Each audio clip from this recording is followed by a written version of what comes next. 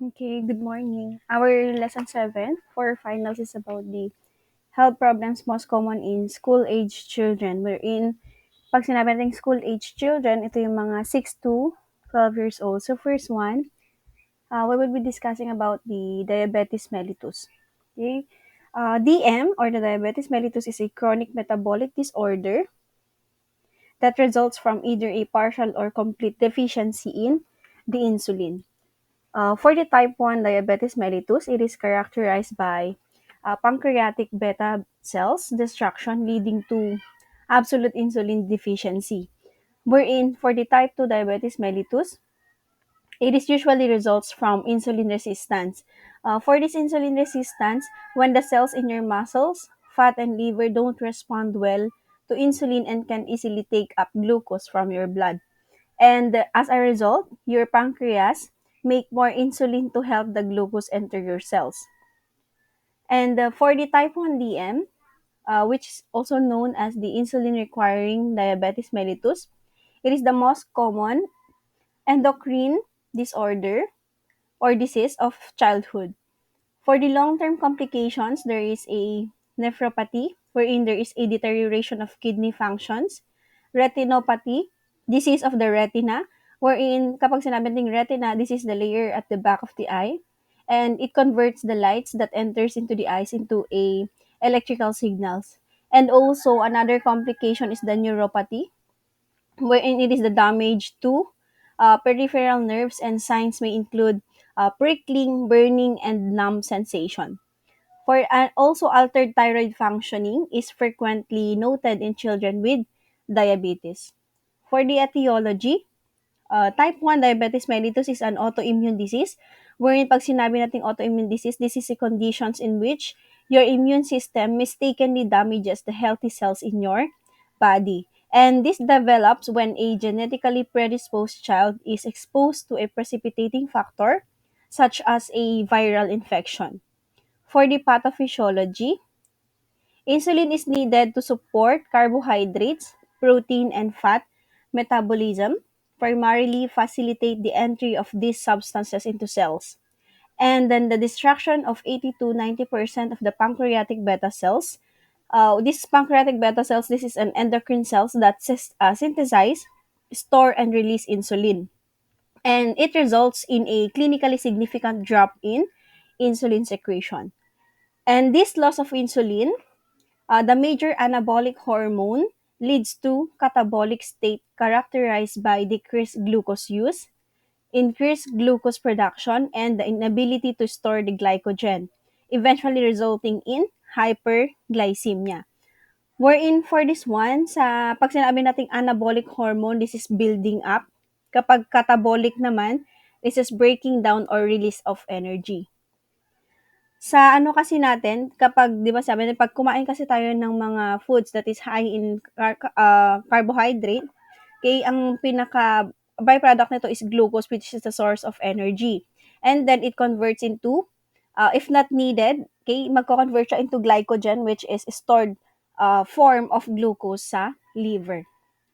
Okay, next is in a state of insulin deficiency, glucagon, epinephrine, growth hormone, and cortisol level increases secondary to fat breakdown and stimulating lipolysis, fatty acid release, and also the ketone production. And there is a persistent blood glucose concentration above 180 milligram per dl, which results in glycosuria, and then leading to osmotic diuresis. When we talk about the osmotic diuresis, this is increased urination due to the presence of certain substance in the fluid filtered by the kidneys.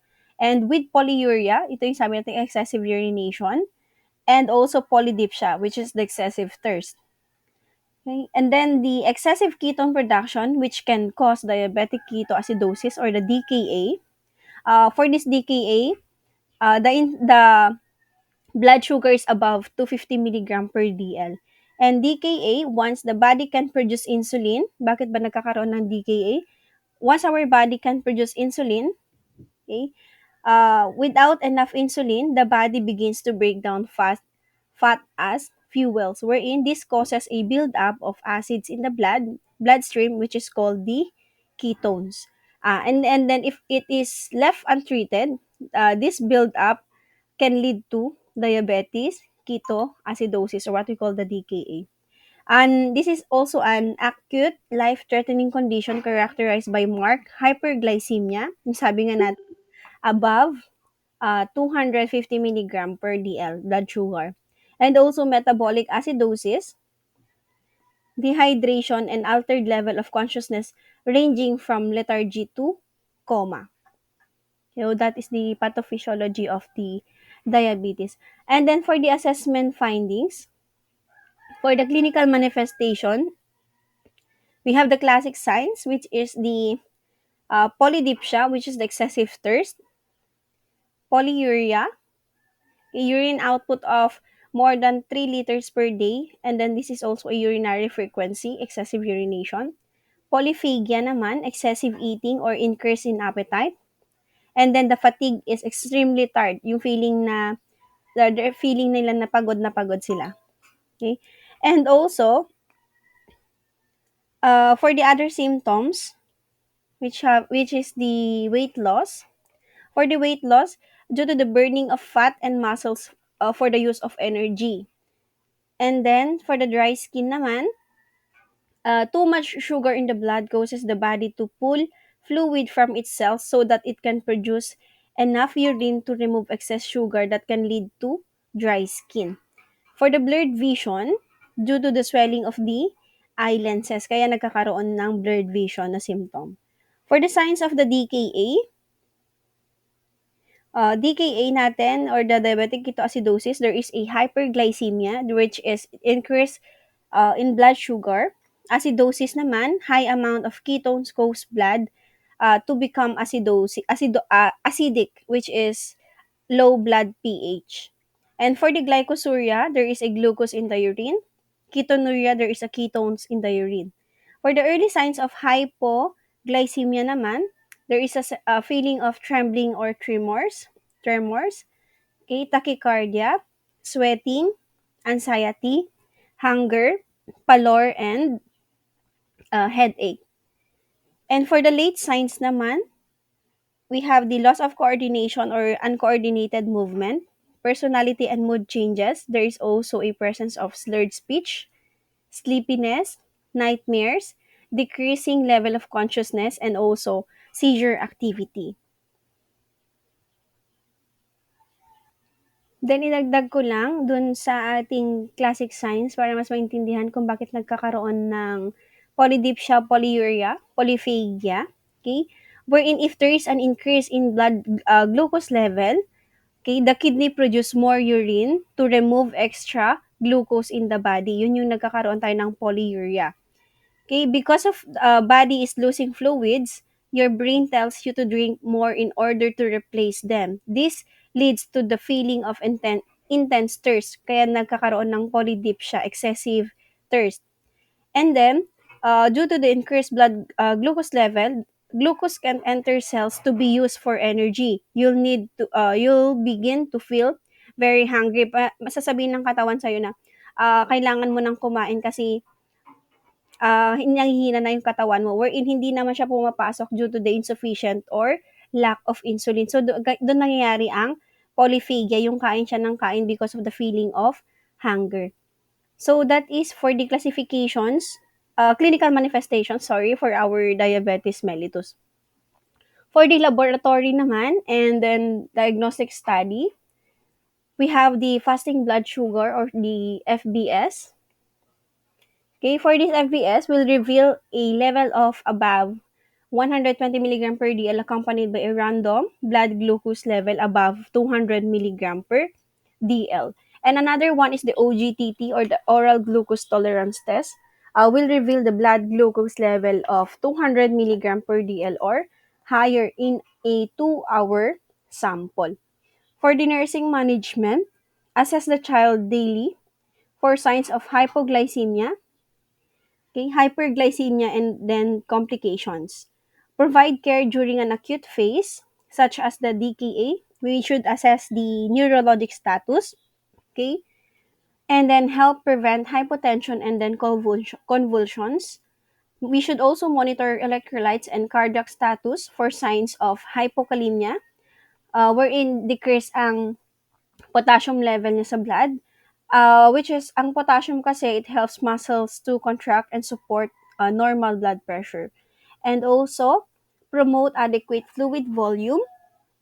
Test urine for ketones every 3 hours para ma-monitor natin kung nagkakaroon na siya ng DKA. Okay? And also administer insulin. Another one is prevent injury related to insulin deficiency during daily management. We have to monitor the blood glucose levels regularly, administer appropriate insulin amounts, and encourage an adequate diet for age. We also need to collaborate with a nutritionist for the proper meal plan of the patient. According also to, syempre, we should, depende dun sa order ng doktor natin, which is most lang i-order niyan is diabetic diet. Okay? Yung sasabihin natin yun, collaborate natin yun sa nutritionist para ma-prepare yung appropriate food sa patient natin. Encourage adequate rest and regular exercise. Okay, and the next one is prevent injury related to hypoglycemia, wherein there is a decreased glucose level in the blood. We should recognize signs of hypoglycemia early. Yung sabi natin kanina, yung mga signs ng ating hypoglycemia. And be alert for when the blood sugar levels are at their lowest. Yung sabi kasi natin kanina, yung mga signs ng hypoglycemia, yung mga trembling and tremors, tachycardia, sweating, anxiety, hunger, pallor, and headache.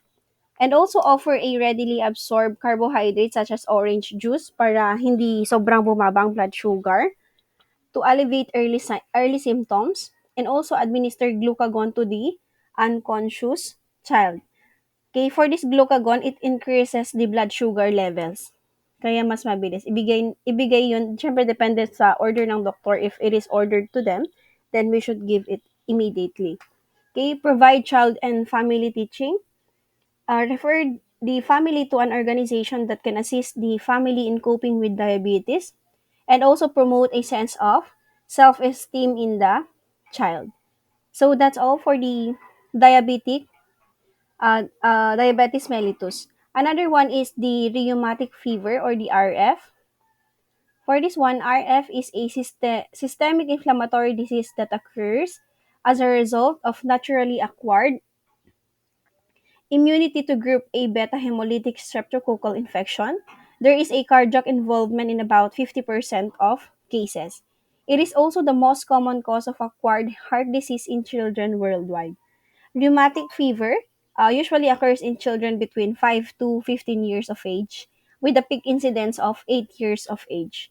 And also, dagdag lang natin for the RF, this is a very rare complication that can develop after a bacterial throat infection.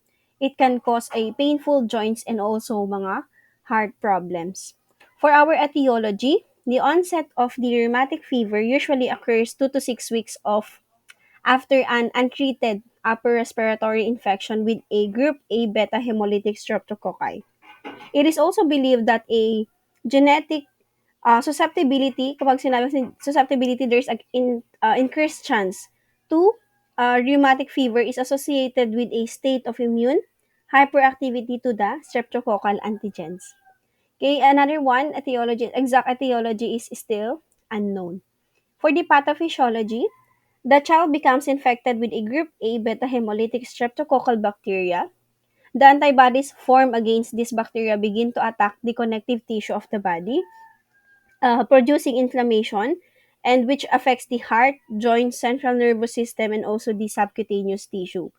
For the cardiac involvement, it is characterized by carditis, which is the inflammation of the heart. This is a type of lesion called Askov body. This is a proliferating fibrin-like plaque forms on the heart valve, causing edema and inflammation. Okay, and then when the healed area becomes fibrous and scarred, the valve leaflets fuse, or which is stenosis. And then this is stenosis. This is an abnormal narrowing, which can cause inefficiency and leakage. And for the mitral and aortic valves, are affected most often. Yung mitral natin, ito yung bicuspid valve sa may left atrium and then left ventricle. And for the assessment findings for RF, okay, for the clinical manifestation, it depends on the site, site of involvement, and then the severity of the attack. Okay, and the stage at which the child first examined. The Jones criteria, which is this is used to diagnose RF or rheumatic fever, which divides signs and symptoms into major and minor characteristics of the disease. It is used when assessing the child with suspected RF. Okay, for the major characteristics,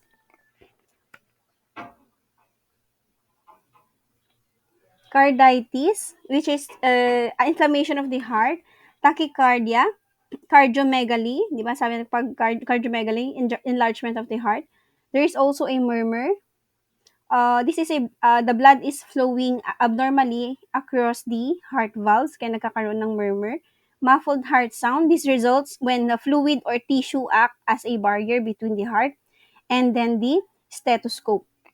Precordial friction rub, precordial pain, and prolonged PR intervals. For the precordial pain, this is a sharp stabbing pain na mararamdaman ng patient. And when there is a prolonged PR interval, it indicates a slowing of conduction between the atria and ventricles.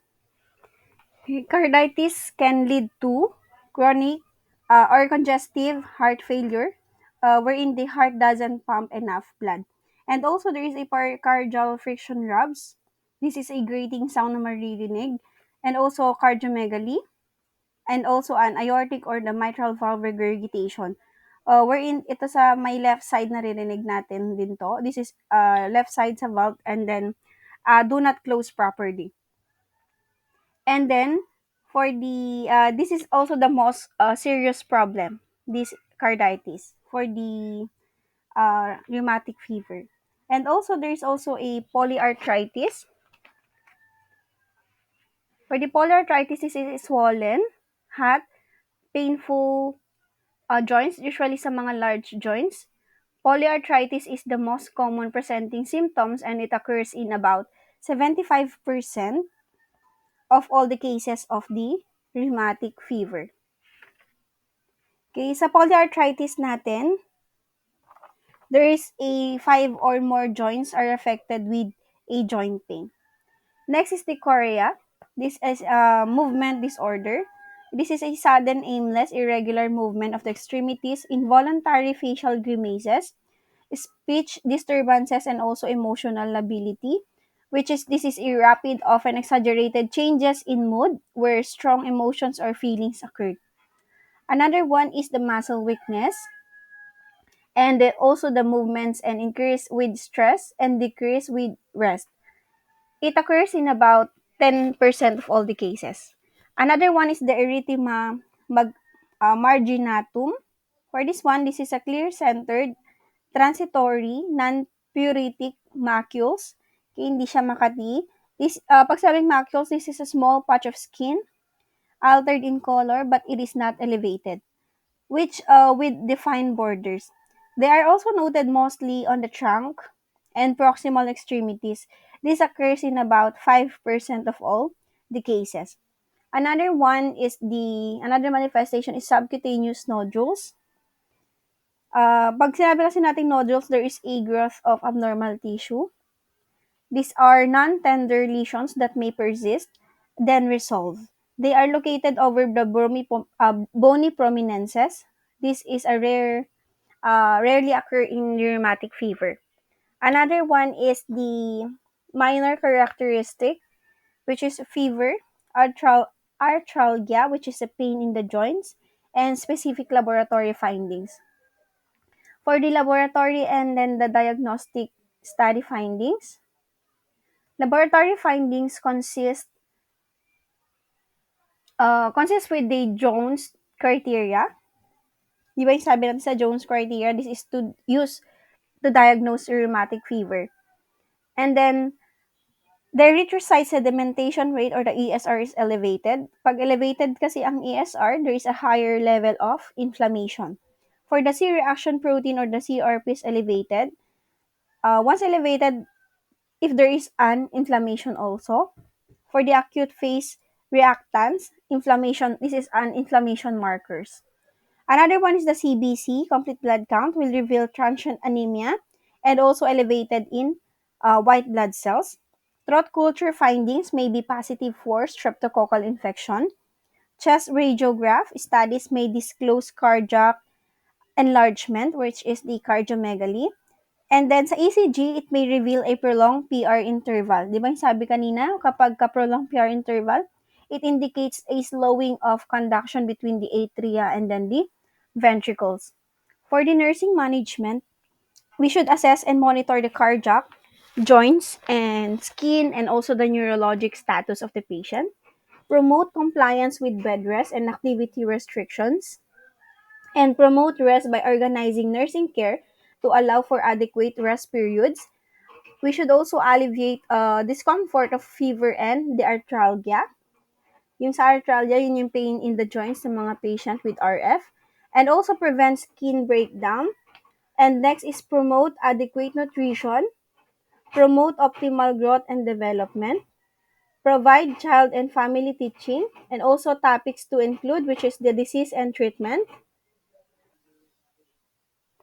Okay, dagdag lang din natin sa topics na i-cover aside from the disease and treatment, the relationship of exercise to cardiac workload. Okay, wherein the heartbeat become faster and stronger to increase cardiac output during exercises. Rationales and side effects and also dosage of prescribed medications. How to promote compliance with bed rest. Promote prevention of rheumatic fever by encouraging proper evaluation and treatment of the streptococcal infections. Next one is the juvenile rheumatoid arthritis or the JRA. Dati ang term dito is JIA, which is juvenile idiopathic arthritis. This is a type of arthritis that occurs or that causes joint inflammation and stiffness for more than 6 weeks in a child age 16 or younger. For this one, it is an autoimmune inflammatory disorder. Pag sinabi nating autoimmune inflammatory disorder, which means that the body mistakenly identifies some of its own cells and tissues as foreign. The immune system, which is normally helps to fight off harmful and then foreign substances such as bacteria, virus, begins to attack healthy cells and tissues, which results in inflammation. For this inflammation, there is a mark by redness, heat, pain, and swelling. It is also one of the more common chronic diseases in children. The outcome is variable and unpredictable in individual children. Even in its most severe forms, JRA is rarely a life-threatening. For the etiology, the cause is unknown, but infectious and genetic origins have been implicated. For the pathophysiology, the synovial joints are primarily involved. When we talk about the synovial joint, this is a type of joints found between bones that move against each other. Okay, immune complexes initiate the inflammatory response by activating the plasma protein complement, and then the kinin and then the prostaglandin are released, which is itong dalawang to, this is a proteins in the blood that causes inflammation, increasing the blood vessel permeability and attracting the leukocytes, which is the white blood cells also, and then the lymphocytes to the synovial membranes. Neutrophils and then the macrophages ingest the immune complexes. Itong macrophages natin, it surrounds and kills the microorganisms during the infection or inflammation. Okay, and also releasing enzymes and damaging joints. And then the synovial becomes inflamed, excessive fluid is produced, and there is a thickened villi and nodules are produced into the joint cavity. For the assessment findings, for the clinical manifestation, we have systemic, uh, pauci-artriticular, and then the polyarticular.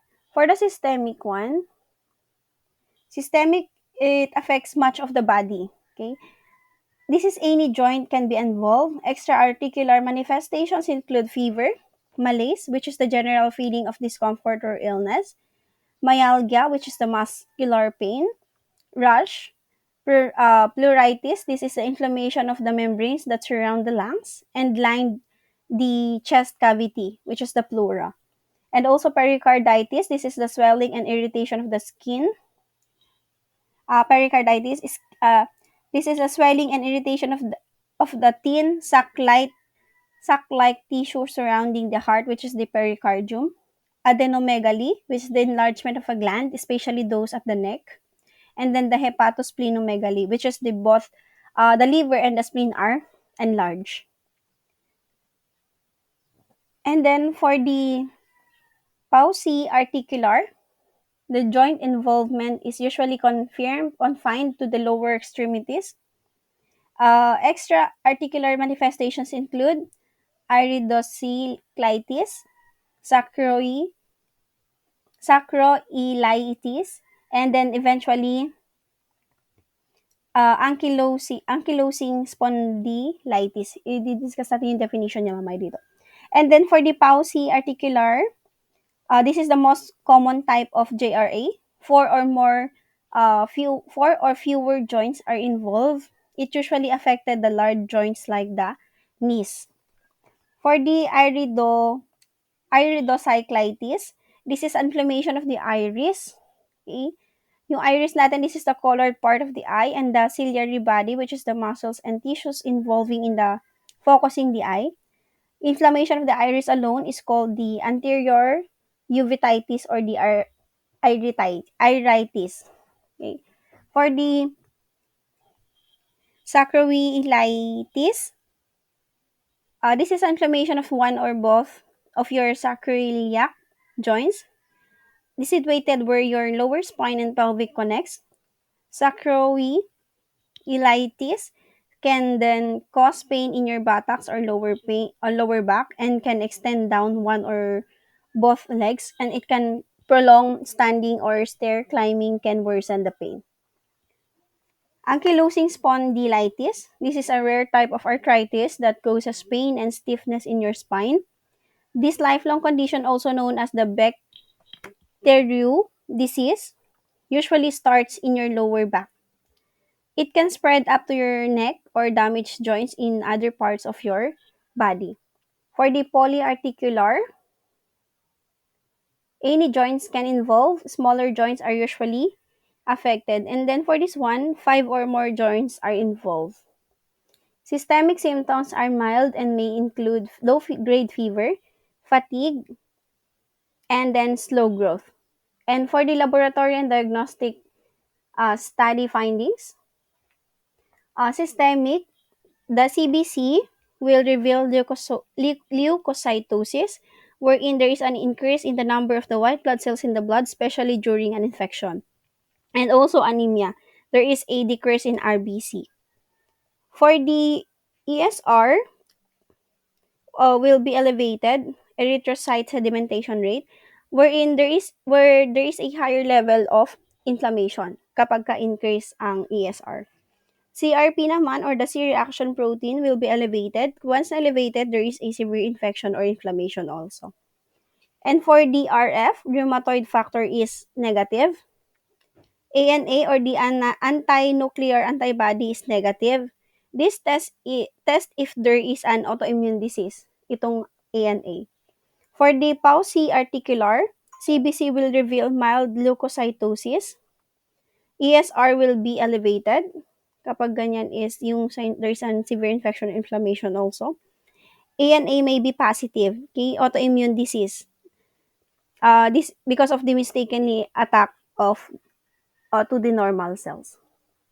For the nursing management, okay, we should assess the joint function and then the extra articular manifestation and administer prescribed medications like NSAIDs, ibuprofen, aspirin, and then naproxen sodium. For the corticosteroids, okay, this is an anti-inflammatory medicines.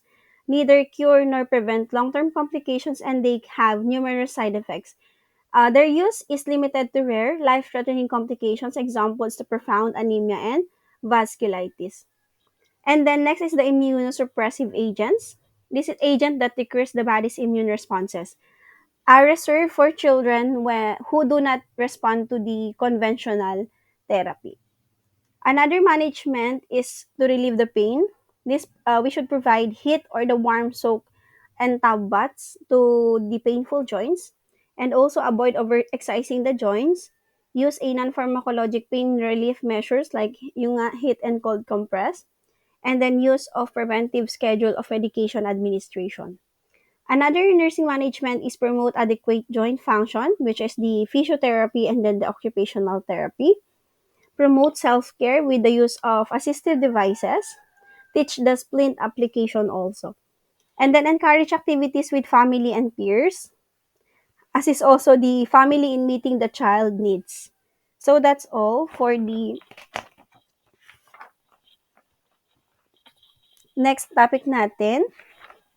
So tapos na tayo sa pangatlo natin yung JRA. So next is the scabies. Okay, for this scabies is usually spread by close, prolonged skin-to-skin contact. Example is holding hands, and is more common in sa mga school-aged children. Okay, this is an itchy skin rash caused by a tiny burrowing mite called Sarcoptes scabiei. And then, the mice and their eggs may live on cloth and bed linens for 1 to 2 days. So, possible siyang makahawa kapag hindi nalinisan. And then, if left untreated, scabies will usually spread to all the members of the family, and anyone who has close contact with an infected person should be treated. Treatment should be repeated 1 week after the first treatment. Do not apply the treatment more than twice. Kung ano lang yung order ng physician, yun lang yung susundin. Okay? For the etiology, human scabies is caused by an infestation or there is an invasion to the skin by human itch mite, which is the Sarcoptes scabiei, Scabiei var hominis. The microscopic scabies mite burrows into the upper layer of the skin where it lives and lay its eggs.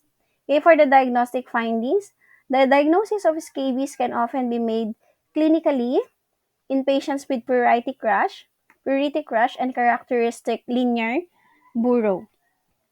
And then, itong ano kasi natin, itong linear burrows, this is the pathognomonic sign and it represents the intraepidermal tunnel created by the moving female mites. So, meron siyang line. Okay? Yun yung, dun sila naglelay ng eggs. Okay? We have the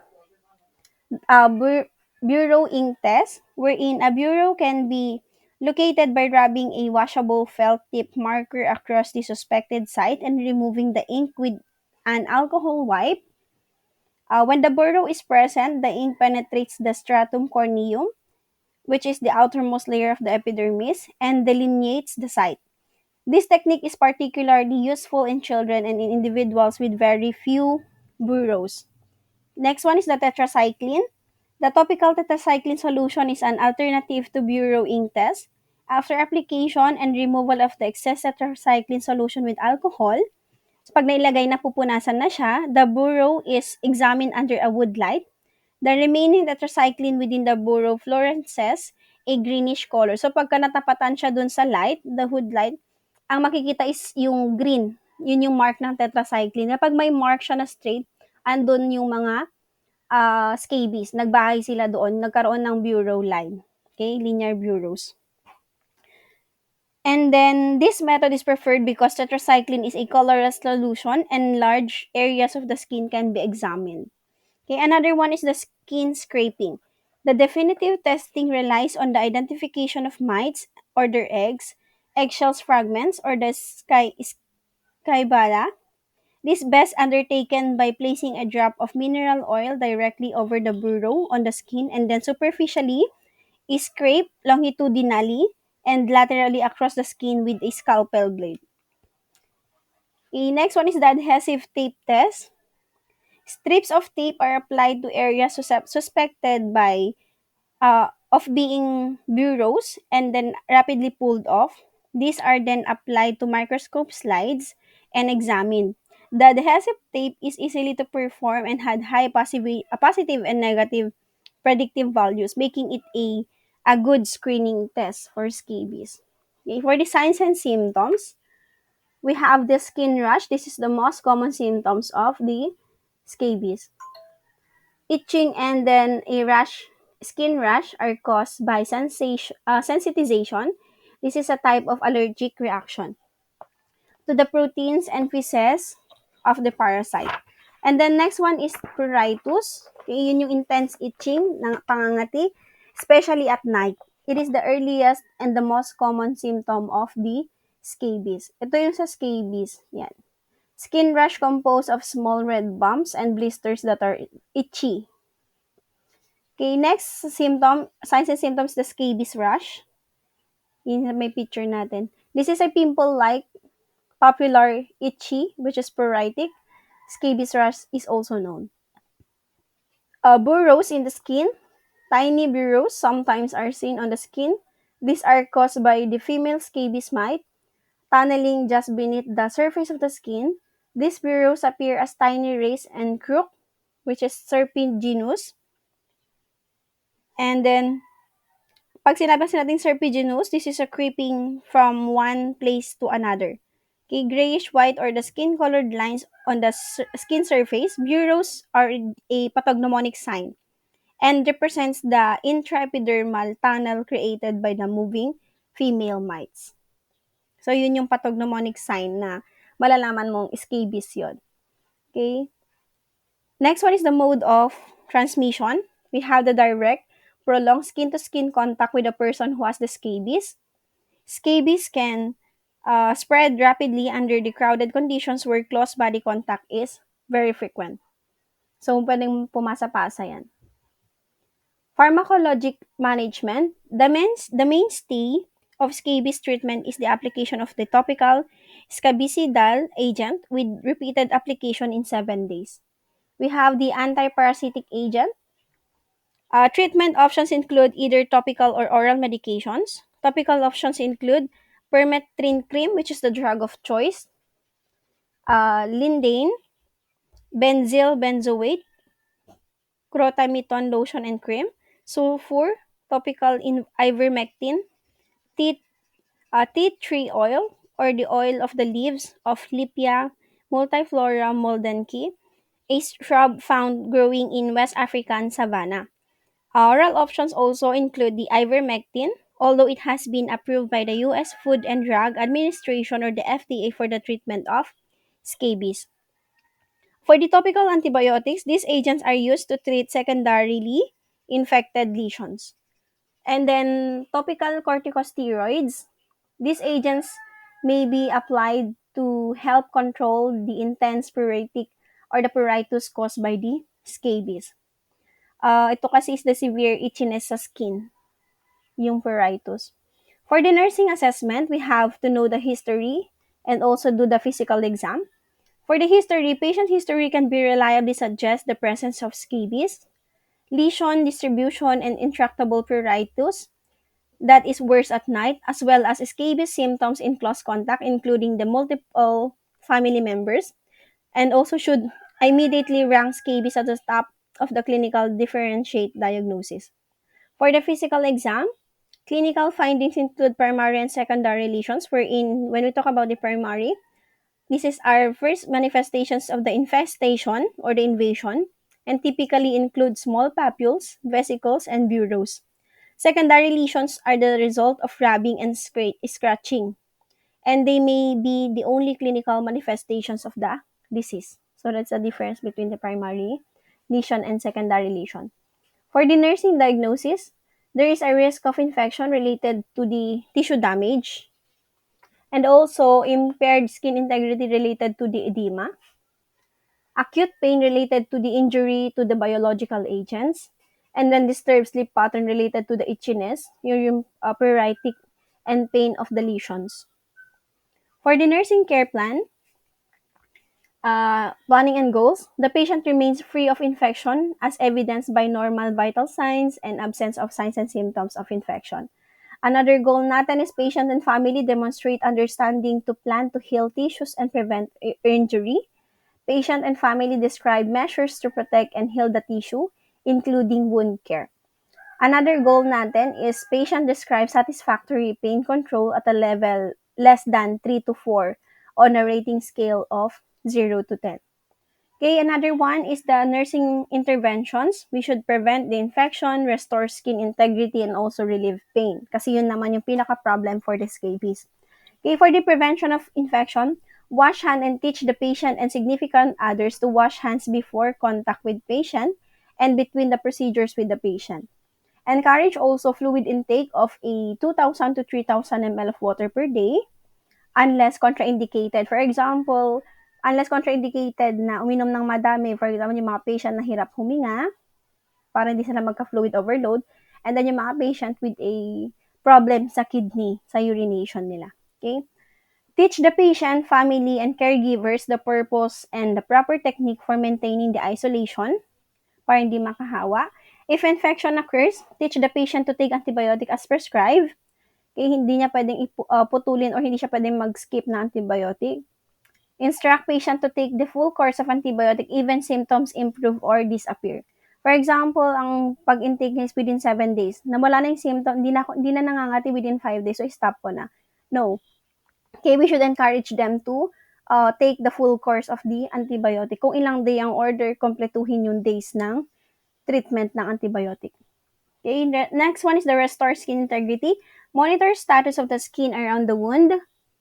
Monitor the patient's skin care practices, noting also the type of soap or the other cleansing agent used, temperature also ng tubig, and the frequency of skin cleansing.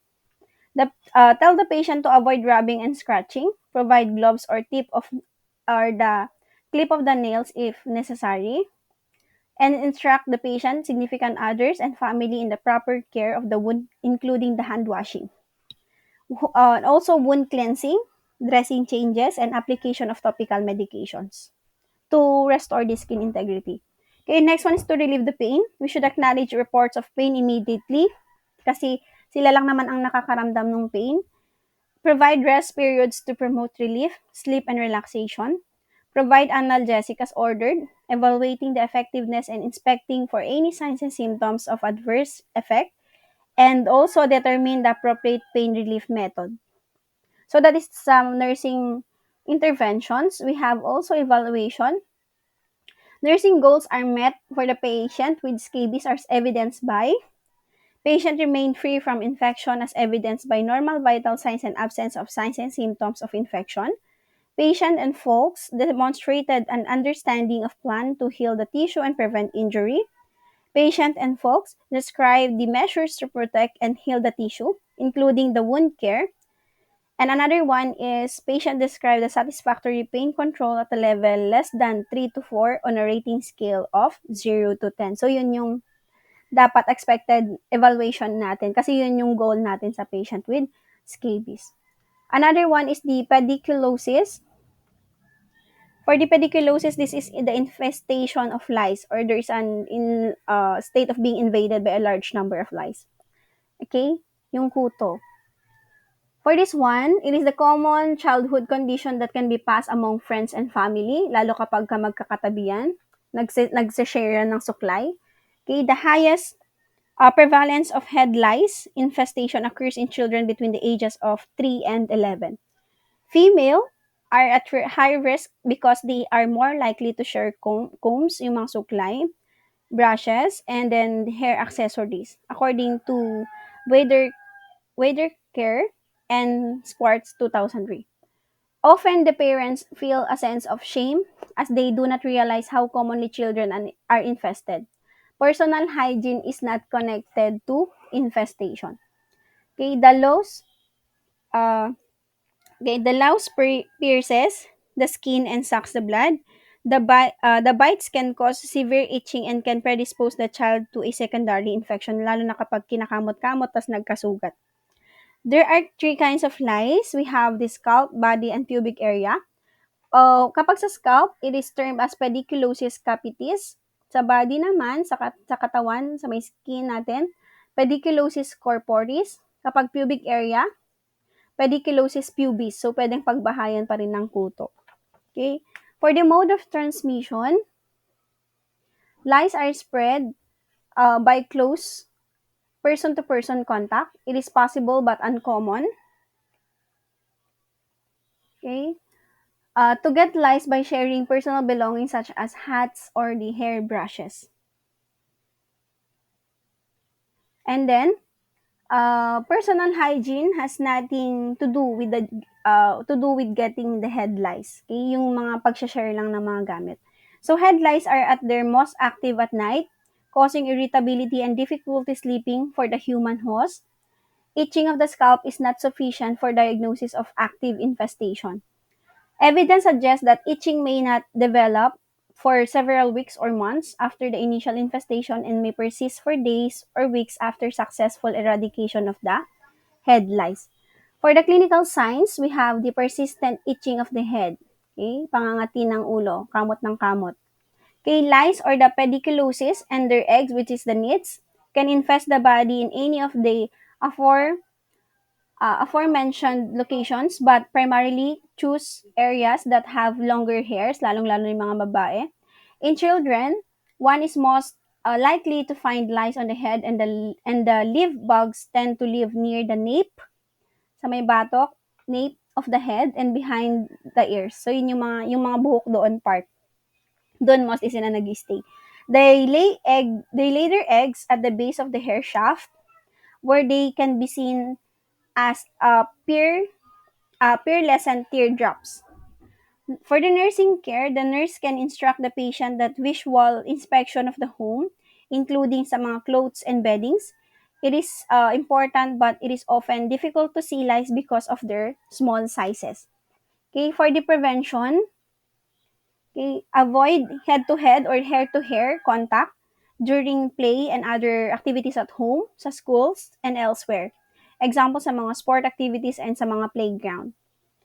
Do not share clothing such as hats, scarves, coats, and sports uniform kasi pwedeng malagyan doon then mahawaan ka. Okay, do not share combs, brushes, or towels. Disinfect combs and brushes by immersing them in hot water at least a 130 degrees Fahrenheit for at least 5 to 10 minutes para mamatay sila doon. Do not lie on beds, couches, pillow, carpets, or stuffed animals that have recently been in contact with any affected person. Clothing and beddings should be washed at a hot temperature and tumble dried at a high heat if appropriate. Clothing and items that are not washable can be dry cleaned or sealed in a plastic bag and stored for 2 weeks. Okay, para mamatay sila doon. The floor and furniture should be vacuumed, particularly where the infested person sat or lay. However, spending time and money on house cleaning activities is not necessary to prevent reinfestation by lice or the nits that may have fallen off the head or crawled onto the furniture or clothing due to the organism's short lifespan. Head lice survive fewer than 2 days if they fall off a person and cannot feed. So kapag yung kuto, di ba, nahulog sa floor, tas hindi siya nakalipat agad, mamamatay din siya within 2 days. Nits cannot hatch and usually die within a week if they are not kept at the same temperature as that found close to the scalp. Okay, so that's all for the pediculosis. We will move on the impetigo. Impetigo. Impetigo is a highly contagious bacterial infection often found on and around the mouth of the child or elsewhere on the face. It is also appear on the hands, neck, trunk, buttocks, or the extremities. Impetigo usually starts with red sores or blisters that quickly rupture, ooze fluid, and form a honey-colored crust. For the etiology, impetigo may be caused by Staphylococcus aureus and then the Streptococcus pyogenes or both. For the pathophysiology, the child predisposed to the infection, okay, infection via dry or cracked skin where bacteria may invade. And then, on rare occasions, other bacteria may be responsible for the skin infection. And infants and children who have a less developed immune system are more prone to this condition, as well as children who are in close contact with other children through daycare and mga sa school associations. Okay, for the assessment findings, we have lesions and pruritus. Okay, lesions begin as a vesicular or pustule. For vesicle, or what we call the blister, this is a thin-walled sac filled with a fluid. Pagka-pustule naman, this is a small inflamed pus-like blister-like sores. Okay? Pruritus yun yung pangangati. Okay? Severe. For the nursing management, for this one, wait lang. Okay? Document type and location of skin lesions, and also teach patient about a wound care. Educate the patient not to touch lesions and wash hands. Educate also the caregivers on contact precautions, like using a clean gloves. Okay. Assess fever. Administer antibiotic as prescribed. So, we should advise them na i-complete yung session na antibiotics. Educate the patient not to scratch the lesions. Educate the patients about the disease. Educate about follow-up because some patients may develop glomerulonephritis. Educate also caregivers to keep the child at home for 48 hours after the antibiotics have started because the infection is highly contagious. Makakahawa yan ng iba. Okay? Kahit ongoing ang treatment. Basta matapos niya yung 48 hours. Health teachings and health promotion. Educate the caregivers that children with impetigo should maintain good personal hygiene and avoid other children during the active outbreak. It is important to wash hands, linens, cloths, and affected areas that may have come into contact with the infected fluids. Sores can be covered with a bandage to help prevent spread by contact. If impetigo is recurrent, so pag bumabalik, evaluation for the carriage of the causative bacteria should be performed. The nose is the most common reservoir and carriers can be treated with the mupirocin, okay, the Bactroban nasal, applied in the nostrils. So, that's all for the health problems conditions sa mga school age natin. Thank you.